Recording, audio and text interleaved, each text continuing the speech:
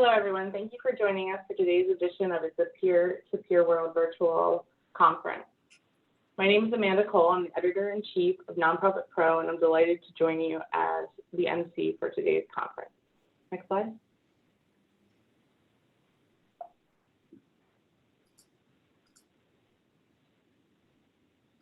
Go ahead, one more. The conference is brought to you by your hosts. They've come together to share their unique experience and knowledge with you today. We have expanded the conference this year and are including great sessions brought to you by our sponsors. Go ahead. This is the first year we are expanding the conference and making it 5 days. When you registered for the main conference, you should have received login information for each of the 10 a.m. kickoff calls. And then from there, you can choose your own adventure by deciding what other sessions you wish to attend. Please note that if you did not register for one of the sessions available today and would like to attend, just visit peertopeerworld.com and register for the session. After you register, you will receive a unique link to attend the session. If you do not have a session on your calendar and don't receive an email an hour prior to the next session start time, then you will want to make sure you are registered for that session or activity. This is Peer-to-Peer World's third Friday of P2P content. And today we will also have the third installment of P2P email communications workshop, which is covering calls to action at 11:30. Then this afternoon, check out event branding at 1, participate in a virtual walk at 2, and learn how to incorporate audio into your fitness event at 2:30. And to wrap up today, find out how to enhance your fundraising with live streaming at 4. And as an attendee, don't forget to log on to peertopeerworld.com/voices to introduce yourself and provide your thoughts. Go ahead. A little housekeeping before we get started. We are recording the session, so it will be available to review afterward. Please be sure to post your questions in the Q&A area. We'll address those during the session at the end. We may answer some in the chat too, so look out for that. And then finally, please complete the survey at the end of the session for your chance to win some swag from our friends at Halo. Go ahead. This session is titled How Any Nonprofit Can Use a Mobile App for Instant Communication. Here with me today is Ashley Maskell, Daily Operations Manager for Guardian Angel Basset Rescue, and Mark Sutton, Head of Partnerships and Business Development for Let's All Do Good, who will be sharing how Guardian Angel Basset Rescue uses an app for this year's Waddle event, as well as an overview of what this app can do. Again, during the session, please feel free to submit any questions you have in the questions tab in the Zoom control panel. Mark and Ashley will answer those toward the end of the session. Again, the session is being recorded and will be made available after the conference. And with that, I'll turn it over to Ashley and Mark. Thank you, Amanda. I look forward to talking to you all this morning and to sharing a bit about how mobile apps are used by nonprofit organizations. My name is Mark Sutton. As Amanda mentioned, I'm with Let's All Do Good, which is an app-based platform for nonprofits, and I look forward to sharing the next hour or so with you. Ashley. Hi, I'm Ashley. I'm with Guardian Angel Basset Rescue. We are the largest purebred rescue in the Midwest, servicing Illinois, Wisconsin, Indiana, and Missouri. So excited to talk to you about how we used the Let's All Do Good app at our recent event. Great, thanks. Just in terms of what we'll cover, so we're going to break this really into 3 parts. We're going to talk a bit about just mobile apps in general, and I really want to kind of dig into some of the data and where a mobile app fits into your toolbox for communication. And there's so many different ways that you're communicating with supporters at this stage. Certainly email and social, there's text-based SMS, there's all kinds of other communication channels that you've got. And really recognizing that the mobile phone is becoming a key communication device, if not the key communication device for many of your community. We'll talk a bit about where and how this fits in and just try to shed some light on that.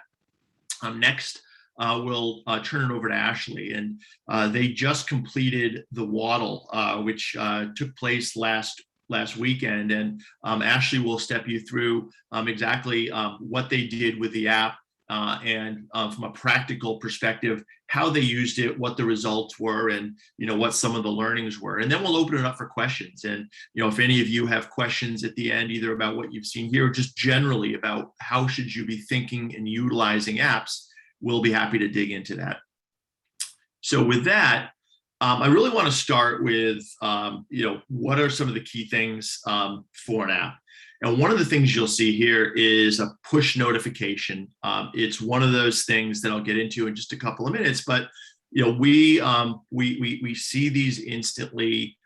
They hit our phones from all different kinds of trusted sources. And it's really a key piece of real estate. If you think about how you work with the phone as a key communication device, and what does that mean, and how does that look like?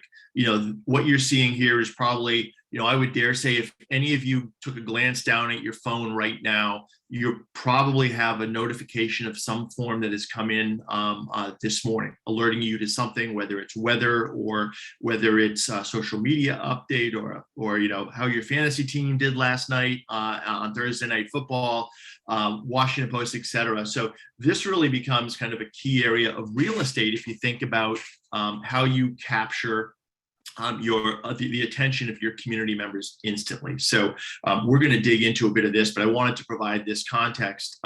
It really is how a nonprofit organization can meet your community where they are, meaning that this is a source, this is kind of where we really look at and depend upon to get information that's both timely and important.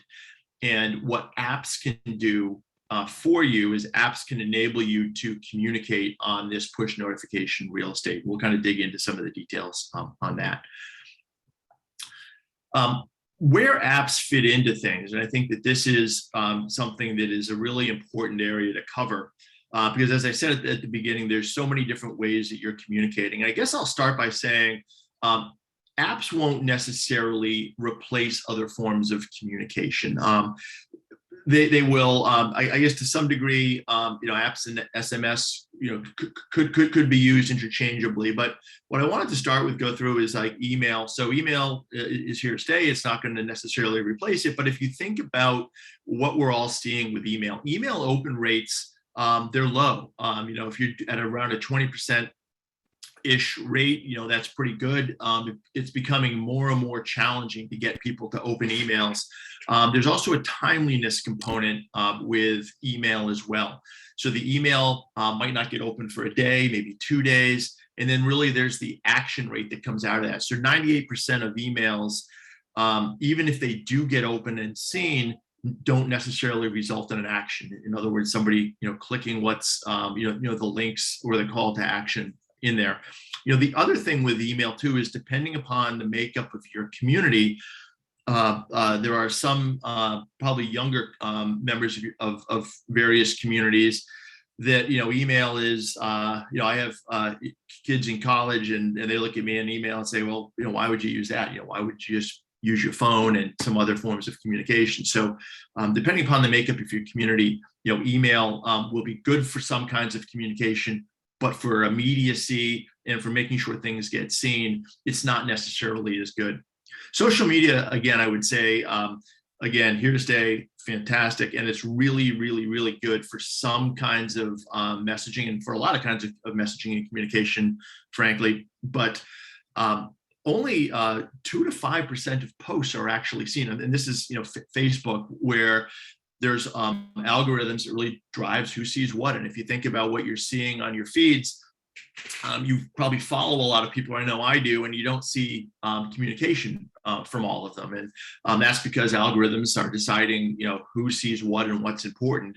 And really, at the end of the day, on social media, we are the product. So it's advertising driven, and really the incentive is who sees what. So in terms of really reliability of getting information out to a defined group, it's hard to rely upon everybody seeing what you publish on social media. Again, I don't want this to be confused to say that social media is not an important part of it. That's definitely not the point. Social media is amazing for kind of getting the word out broadly, but just for that very, defined kind of communication where reliability of delivery is important. That's where some of the gaps are. SMS and text messaging, there are definitely some similarities with the push notifications that I showed you and an SMS text. So both of them hit the front of that phone, that kind of valuable real estate that we look at a lot during the day. And where they differ is a push notification is app-based, whereas an SMS text is SMS. And so some of the differences as you get into this, any of you who are using SMS will probably appreciate this.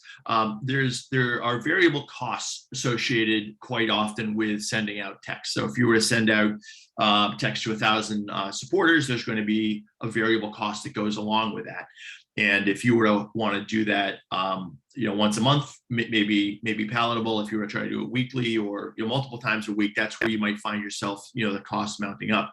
There are also character limits with what you can send out in a text, and you're kind of constrained by that, where there's slightly looser constraints when you're talking about push notifications in an app-based environment, really any app for that matter.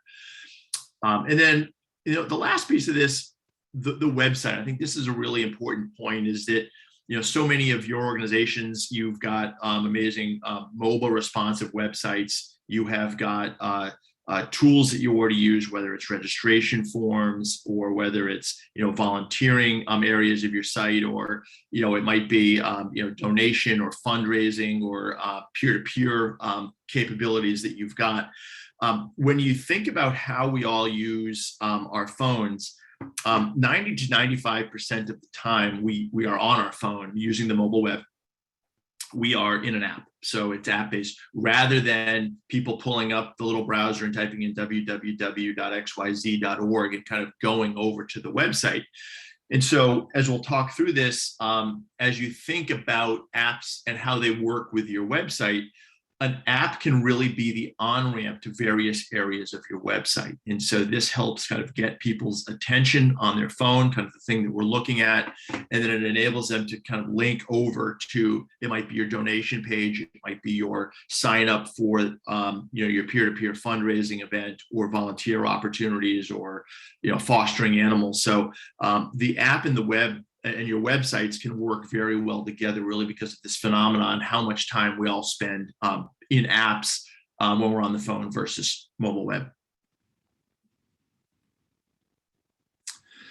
Some of the other key drivers to think about as you're considering where an app would fit into your communication strategy is smartphones are quite ubiquitous at this stage, and it's probably not a surprise to any of us, but 95% of American adults up to 49 are using smartphones, have smartphones, and the penetration rates, even above age 49 are still extraordinarily high as well. And I think back to my early days of online fundraising, and I remember the argument that would say, well, I've got a younger audience, and or I've got an older audience rather, and they would never consider donating online. And it's kind of funny to see how that's evolved, where absolutely, you even see kind of older demographics readily giving online as it becomes adopted. I think the same is true with phones as you think about this, and kind of the way smartphones are not just ubiquitous, but they're also in terms of how we use them and how we depend on them. So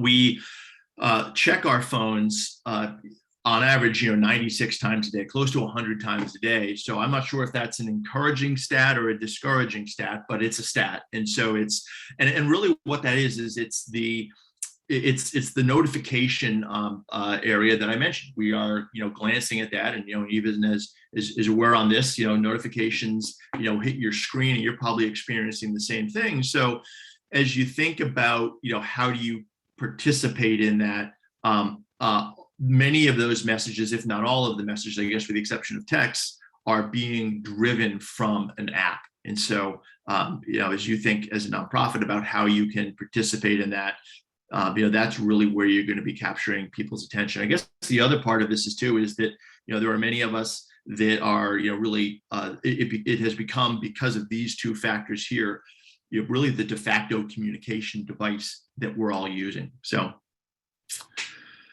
the open and action rates are also something that really, as you think about where an app fits into your communication toolbox, this is really where apps stand out from other forms of communication. So the open rates, the notifications that actually get tapped and opened, there's a substantially higher open rate relative to email. So if the average open rate in an email is 23%, you're doing pretty well. The notification open rates of these things that hit your phone is closer to 90%. So it really is something where, to get things seen, not just delivered to an inbox, notifications can really help out. And again, so as you're thinking about what kinds of messaging do you want to send in which form, this is just one thing to consider. And where there's an instant a need for instant communication, where you want to make sure that something gets seen, that's where an app-based and notification communication can really be beneficial to the way you think about things.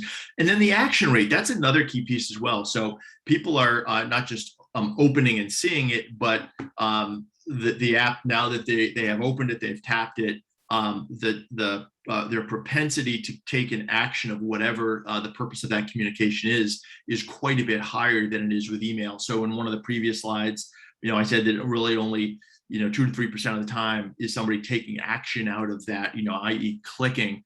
It's much higher with an app because it's present, it's front of mind literally, and it gets acted upon accordingly.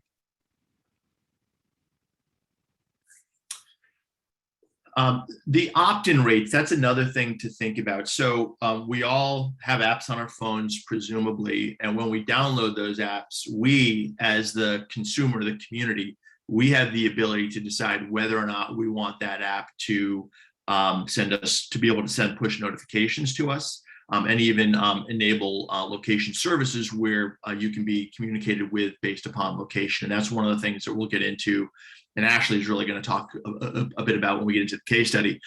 But we see across our platform, 85 to 88% of the time, people are opting in to receive these notifications. And the reason they're doing that is because they're downloading the app, connecting to their organization, because they really care about the organization and they want to be communicated with. So there's a very high opt-in rate. And then the ability to reach people instantaneously is when you send a push notification out, it hits their phone literally in under a second. So when you send something out, an email, it may be seen some period of time later. When you send something out using an app, it hits their phone instantly. And again, so as you think about what kind of communications are appropriate for which medium, this is one thing to consider as well. Some questions that you should ask as you're thinking about, is an app right for your organization, and which app is right for your organization. So an app is really intended, or it can communicate, I should say, a private network or a private channel to your community. And so things to ask or think about is, is data shared, sold, or mined? We talked about social media, where really there's, mining and there's advertising.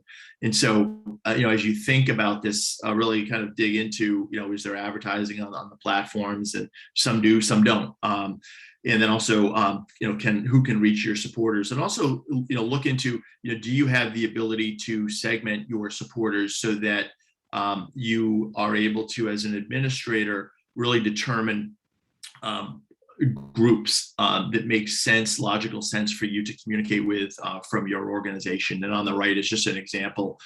This is actually how the Guardian Angel Basset Rescue is defining kind of how they're segmenting their groups. And then, really just thinking about an app as a private, direct, and instant channel to your community, whichever app you use.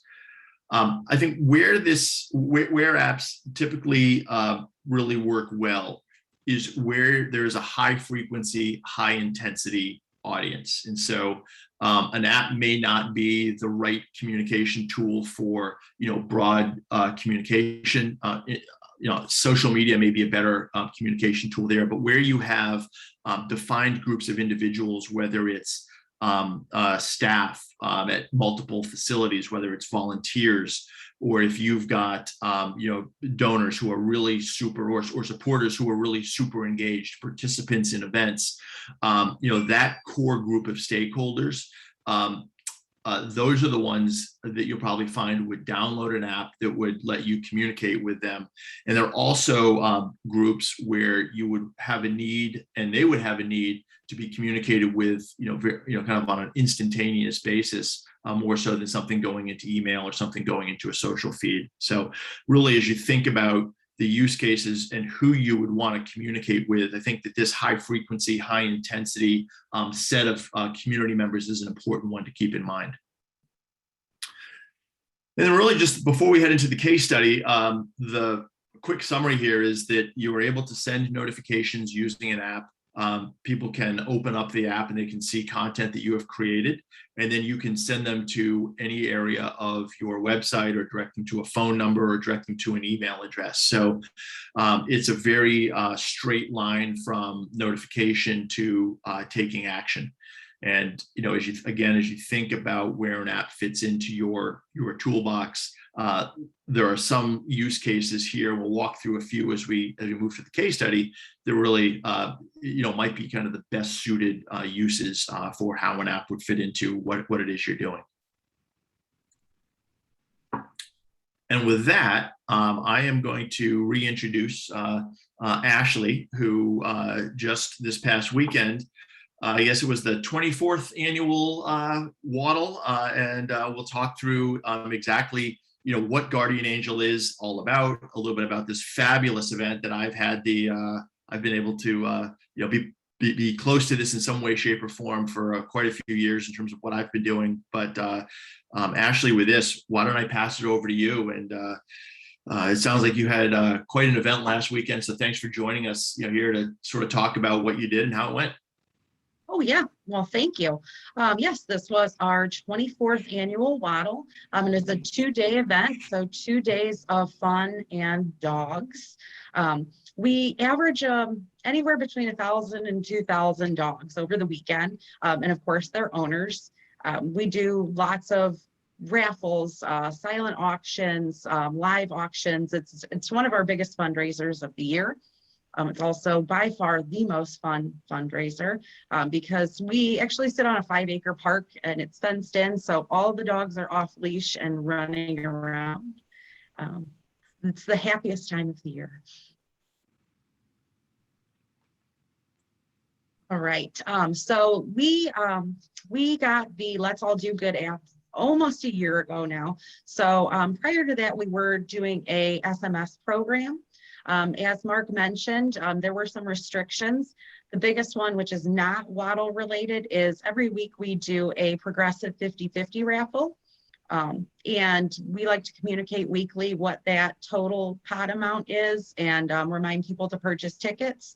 And because of, one, the character limits, just inserting the URL for people to get their tickets, that knocked out about half of the characters. And also sending them weekly, we kind of run out of our allotted SMS texts pretty quickly. So we did switch over to the app, mostly in the beginning to use it for that. It's very easy for me to set up. I basically have a template, and each week I just change the total pot amount. The cost is more than reasonable. It's very instantaneous. And as Mark mentioned, we can segment our groups. So I do have a huge core group of people, of course, for the Waddle, but also people who actually just interact with us for the Queen of Hearts and nothing else. I can use it for our foster homes for our dogs, our monthly donor program, and anything in between. The location-based was a big thing at our Waddle, which I'll get more into. Again, we sit on a pretty big park. It's very easy to find, but once you're there, figuring out where you need to go can be a little troublesome, especially with parking with that many guests coming. So the first thing I did was I set a huge radius. So basically when people got off of the interstate, they got a push notification. Welcome to GABR Park. Our valet service will be with you and they will assist you with parking, which was great. Yeah, I think this is that point, Ashley. So, yep. Yes, so welcome to the Waddle. They'll help you park, and also entering through the east gate. It is our only double gate in the park, which for the safety of the dogs is why we use that one, and we do lock all of our other gates. It also told you where to go ahead and check in if you pre-registered, or where you can register had you not signed up prior, which was no big deal. It really just helped corral a big group of people versus monopolizing so many of my volunteers directing people to certain gates and certain tents. Absolutely. Event registration. So our BFFs, or Basset Friends Forever, are monthly donors. So they do get a VIP experience when they check in. So they kind of jump the line. They get to go to a special tent to check in. They get special gifts upon their arrival. So we were able to communicate that to them based on their tag on the app. So we do keep that updated. When they do download the app, we ask them to tag themselves as a BFF. If for some reason they don't, I can very easily go in and go ahead and add that for them. At our registration table, we did have a QR code. We wanted to encourage everyone to sign up for the app if they did not already have it. It's very, very easy to download. Scan the QR code. You can input your information. You can sign up with your email, or you can sign up with your Facebook. You can select your tags, and then you're pretty much good to go. I always have our volunteers available, myself and a couple of other people. We download the app for people sometimes if they're nervous or just don't understand how to do it. We are happy to assist them. And we also allow the option, if you have the app on your phone, we're going to do drawings throughout the Waddle for special prizes, items at our gift shop, a free drink, things like that. Our raffle is one of the biggest fundraisers of the weekend. We have about 200 items. So what I did was I sent out 3 notifications specifically geared towards the dollar raffle. The first one being the raffle is now open, just so people know, because the raffle is located inside the building, not outside in the fenced-in park. I did a reminder about halfway through the day, don't forget to get your tickets. And the most important was the raffle is about to close. And I saw people pull their phone out, look, and run to the building to try to hurry up and get those last minute tickets in. We sold more tickets this year than we ever have, about 3 times more. We actually ran out of tickets. So we had to close the raffle a few minutes early, but I do contribute that to these reminders, especially that the raffle is about to close. Most people think if their tickets last one in, they're going to win. It's not really the case, but it helped. So yeah, we raised about $10,000 just on our dollar raffle. So. Wow, that's impressive. We also have the most fun contest under the sun, the Great American Basset Race being our biggest draw of the entire weekend. It is so much fun. That was one, and it's a great example of how quickly you can pivot on the app. I had set up groups of people who had pre-registered their dog for the Great Race. I still am unsure what happened, but the race heats got a little jumbled, so I did turn off those notifications, which took me about 60 seconds. So I didn't send those out, but I did send out reminders, and I did a location base. So you only got the reminder about the contest if you were within a certain radius of our park. So we do our longest ears contest, our oldest Basset, our youngest Basset, our costume contest, and our cookie catching contest. So this was just a reminder, because people are flowing all throughout the park. Hey, head over to the game tent to enter any of these contests. The end of the day, I sent out everyone a message. Thanks for coming. Don't forget, we still have one more day of fun. I also let people know that the raffle winners were posted so they could head inside the building to see if they had won an item. And we did also mention to people that we posted the winners of all of the contests because we do take photographs of those people. So. The Waddle lineup. This was fabulous. So normally our board president and vice president have megaphones and they're trying to round up all of these people and all of these dogs. I can tell you, I was in the back of the crowd. I had no idea that anybody was on a megaphone, but I did get my notification that it was time to line up. We do have caution taped area set up, so it's pretty easy to direct people to that area. But this was so helpful versus trying to run around with a megaphone or your voice and hooting and hollering at people that they need to line up for the parade.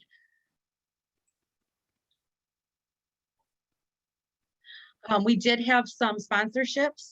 One of our local banks was our sponsor. So another added benefit to them for their Waddle sponsorship is we set up a Here Now notification, which means anybody on our app, if they drive or walk past one of the bank branches, they'll get a notification. You're near one of our sponsors, stop by, learn more about them, or say hi. I'm leaving that on for about a year. So I think that's an excellent benefit as a sponsor. It just is a good bonus and a good length of time. Thanks. And then really, Ashley, I know that, I mean, that was great to kind of line out exactly, what you did. And then I know you're still sort of debriefing from it because this all just took place last weekend, but there were definitely some things that stood out as kind of benefits, and then maybe some things that you might change for next year. Maybe we can just kind of walk through all of these. Yes, so I do think next year I want to do a few more condensed messages. We do have several things opening at the same time.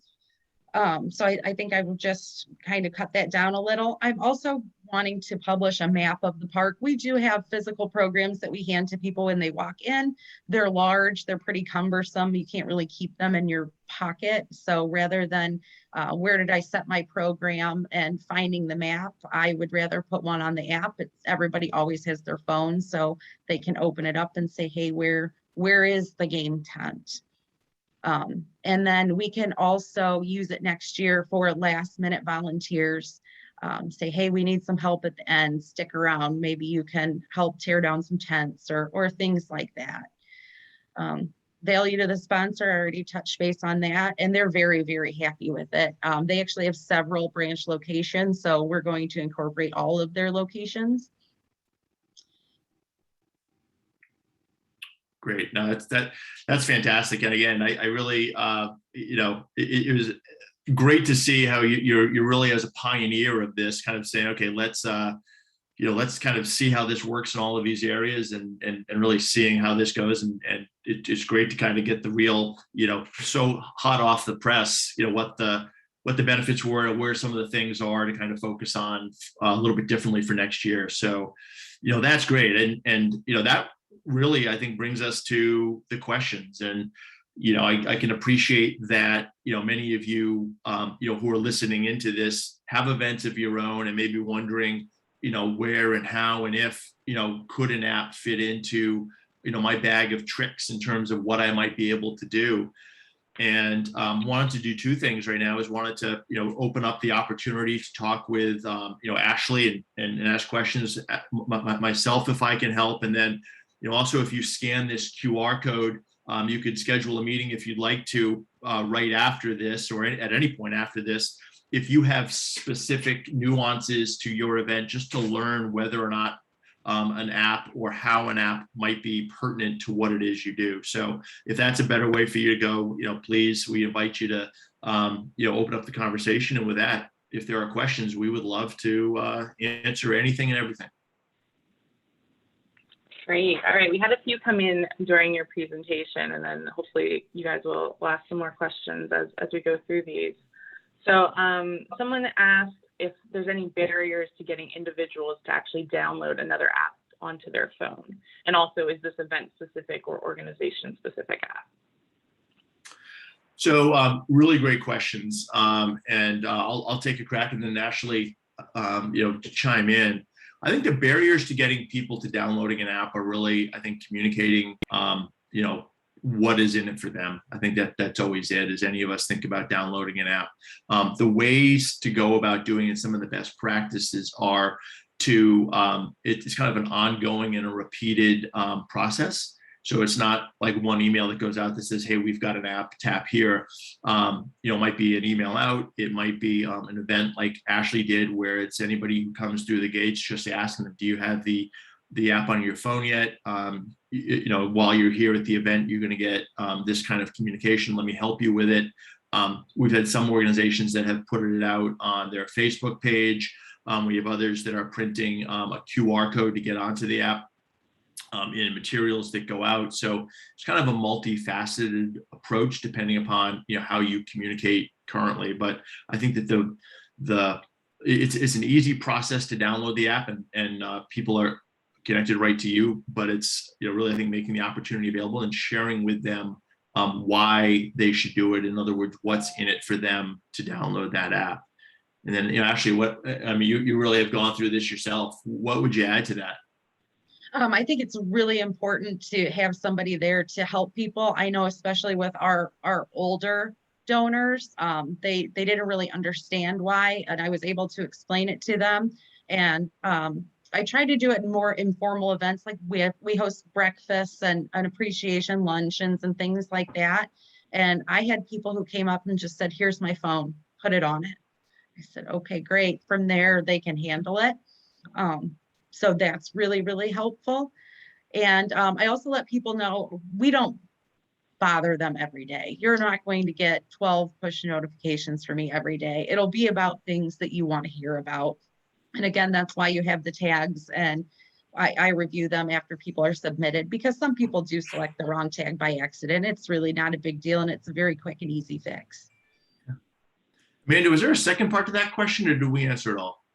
I think you guys already did cover this a little bit, but they were just asking if it was event specific or organization specific. But it sounds like you're doing stuff year round, so it's not just the event that you're looking. You know what? I think that's a really great question, and I would say that this could be, let me just say, event or use case specific. So we have some organizations that are using it predominantly for, an event like this, or Ashley mentioned for their fundraising modified 50/50 raffle. We have some organizations that are using this just for volunteers to start. We have other organizations that are using it. They have multiple locations and they have staff at multiple locations. And so they use this as a way to communicate with those staff members or clients that frequent those different locations.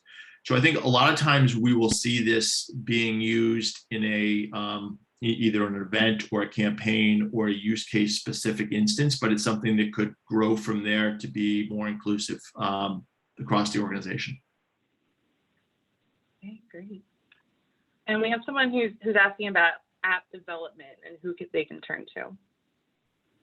So app development, there are a number of different platforms out there that have frameworks where you could get an app. They kind of range in capability and price. And then you could also go and get apps custom developed. Getting an app custom developed is going to probably give you the best tailored fit exactly to what your specific use case is. But it's also going to be more expensive and take longer. Whereas some of the app platforms, Let's All Do Good is one, and there are others as well where you're going to get a robust set of capabilities more quickly at a lower price that can be integrated. So that's kind of what the landscape looks like. My suggestion would be to be really clear about what it is you want to accomplish with the app. It's almost kind of, if you think back to, when you first got a website, it's like, well, what do you want to do with that website? Because a website can do really anything and everything under the sun. And so if you can kind of isolate what you want to accomplish with the app, I think that will help you figure out which one of those approaches is going to be right for you. And then also, which option is going to be best for you so you can match up against what you want it to do. Okay, great. And I encourage people to drop some questions down in the Q&A. I'll fill some space, and I actually have a question for Ashley. I know you mentioned how it kind of helps with your volunteers, and they didn't have to be, directing people. And then, you mentioned your board members, on the bullhorn, and it helped. So it seems like it made it easier, but I'm curious what, did it free up people to do other things, or did it just make you guys less frazzled? I was curious about some of kind of the benefits as a result of implementing the app on the event day. Sure. It freed me up, that's for sure, because I had all of the notifications set up the week before. I had the one that I had to turn off, but again, that was quick and easy, and I had my computer anyway. So it definitely freed me up. It was great for the volunteers. I had lots of new volunteers this year, and instead of them walking in and attempting to find me, they got their notification, head over to this tent. There's somebody there running it. They will help you, which was wonderful. Great, great. And did you get any feedback? Was there any feedback? Because this is the first year you were using it, correct? Yep, this is the first year we've used it. People seem to really enjoy it. I did have, a couple people who were confused at first. They couldn't figure out what was going off on their phone, but then they realized it. I was telling Mark, I could tell in the crowd when I would get the notification, because I was on the list as well. I would look up and I'd see people on their phones, and there was usually one person in the group who fully understood what was happening and would let everyone know, oh, it's from the app. It's telling you the raffle's about to close. Oh, okay. So were you, this year, did you do a little combo? You said you still did like the megaphones, you're doing announcements, but you're also doing the app announcements too. Yes. Yeah. Okay. Got it. Very cool. Does anyone else have any questions they want to drop in the Q&A? You guys are ready to answer them. I'm trying to think if there's anything else I can ask you guys from your presentation. I mean, is there anything else you want to tell everyone about why they should implement an app for their next event? I think I would just maybe come back to the question, the second part of that first question, which is this is easily something that you can explore as an event manager or as a volunteer manager, or depending on the size of your organization. You can really get started with an app pretty easily, pretty quickly, pretty inexpensively, depending on kind of the range of options that you're looking at. And if this is something that you've got kind of a vision for and a gut feel that this is going to be a great way to connect with your community, it is pretty fast and easy to get going and say just kind of jump in and start to explore it. And I thought that was a good question, that it doesn't need to be organization all encompassing to start. It can be part of the organization. And actually, I'd be interested in your thoughts. I agree. It cost wise compared to the SMS program we had, it's by far a great option. We can communicate so much more information, especially because we can add the buttons on the app and learn more here, and then they can visit our website and get the full synopsis of the event or the volunteer needs or whatever it is we're offering. The call to action, I feel, on the app is so much easier than on SMS because of the character restrictions. Okay, we had another question come in asking about the 50/50 raffle. I know you mentioned that you guys sold out. They're curious if the app influenced participation in that. Absolutely, it absolutely did. I've discussed with this Mark. That immediate call to action is the most important thing. So if you send something to somebody's phone that they're constantly looking at that says this is about to happen, they're going to act on it almost immediately. So that push notification that, hey, the raffle's about to close, you could just see all the people fly in and try to get those tickets. So yeah, absolutely. It was very, very helpful. Great. And do you have any lessons learned? I know you touched on this a little bit, but just like, now going into next year, are there other ways you're going to utilize the app or anything like that for next year's event? I know you're just a week out, but. No, yeah, we absolutely will. We will use it next year. I'm going to start encouraging more people to download it prior to the event versus at the event. Of course, we will still have the opportunity and the volunteers available, but the people who didn't have the app until they entered the park never got that notification, hey, a valet service will be with you, because they were already there. So I think it's important that we try to get as many people prior to the event to have it on their phone and be ready. Great. Let's see. Someone just came in with, can the app be used for an online raffle, like a click the link to purchase your ticket? Is that how you used it? Yep. So our Queen of Hearts, our progressive 50/50, I just update it each week. It says this week's Queen of Hearts pot amount is $48,000. Click here to buy your tickets, and then it directs them to the landing page on the website for the Queen of Hearts. Okay. And just elaborate a little bit more on the sponsorship aspect. Do you have different packages for like sponsoring at the event versus the app, and kind of what that this year? This was our first year for sponsorships for the Waddle, actually. So we had different tiers, and the higher the sponsorship amount, the more you got. So that bank was our highest sponsor.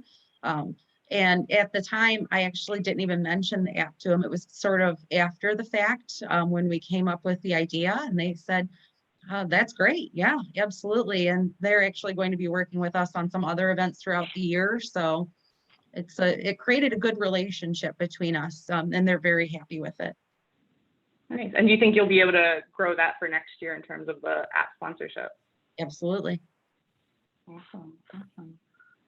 Well, I don't see any more questions coming in. If anyone has any last minute questions to throw them down in the Q&A and we'll tackle them real quick. I mean, do you guys have anything else to add? Yeah, I think just one last thing is we actually did set up a version of the app for Peer-to-Peer World Conference, and we are sharing, some of you may have seen an invitation to share some of the content about your events or the things that you're doing, and we've been publishing out on the app information about some of the events of people who are participating in this event. We've also been messaging out, you've got a session starting and things like that. So if you want to see and experience some of those push notifications, and also just kind of back to the question about like what's it like to download an app, and if you were to scan this QR code, you'll be taken to the App Store, Android or iPhone. You'll download the app and you'll be connected to Peer-to-Peer World Conference, and you'll get, over the duration of the next several weeks when the conference is going on, you will from time to time get some push notifications sent right to your phone, so you can kind of experience what it might be like for yourself. And we've gotten good feedback on kind of this kind of thing, so that you can really try to understand it. And I think that one of the things we really realize is that there's an interest and a hunger out there to really understand how can organizations really utilize the phone effectively as a communication tool, and hopefully this is a way that will let you explore that in a pretty easy and a pretty easy fashion. So if you are inclined, please scan the code, download it, and this will be sent out so you can scan it later. And really, with that, back to you, Amanda. Great. Well, I want to remind everyone, don't forget to complete the brief survey for a chance to win some cool prizes after this session ends. And with that, we've reached the end of our time for our session. Thank you to Mark and Ashley for sharing all that great knowledge on how to incorporate an app in your next event. And thank you to our audience so much for joining us. Please note that if you will be attending the next session, the P2P email communications workshop, you will need to log in using the link you received in the email when you registered.